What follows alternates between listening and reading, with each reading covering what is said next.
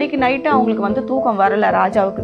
சரி, இப்போ இதுக்கு முன்னாடி நடந்த காரியங்களை படிக்கலாம் சொல்லிட்டு வர்த்தமானங்களை எடுத்துகிட்டு வர சொல்கிறாங்க. ஊழியக்காரங்களும் எடுத்து வரும்பொழுது, அதாவது 2 நபர்கள் ராஜாவுக்கு எதிராக புறப்பட்டு வந்தார்கள் அழிக்கும்படிக்காக.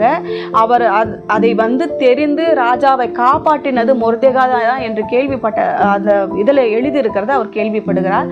படித்து பார்த்துவிட்டு இவருக்கு ஏதாவது நல்லது செய்யப்பட்டதா என்று கேட்கும் பொழுது இல்லை, அவருக்கு எதுவும் செய்யப்படவில்லை என்று சொல்லுகிறார். அதை யோசித்து கொண்டு இருக்கும்போது அடுத்த நாள் ஆமான் வருகிறாங்க, 2வது விருந்துக்கு வருகிறாங்க. ராஜா திரும்பவும் கேட்குறாரு, உனக்கு என்ன வேணும் கேளு, ராஜ்யத்தில் பாதி கேட்டாலும் தருவேன்னு சொல்கிறாரு.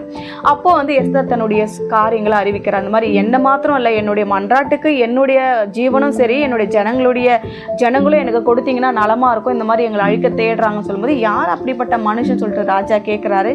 இந்த துஷ்ட ஆமான் தான் சொல்லிட்டு சொல்றாங்க.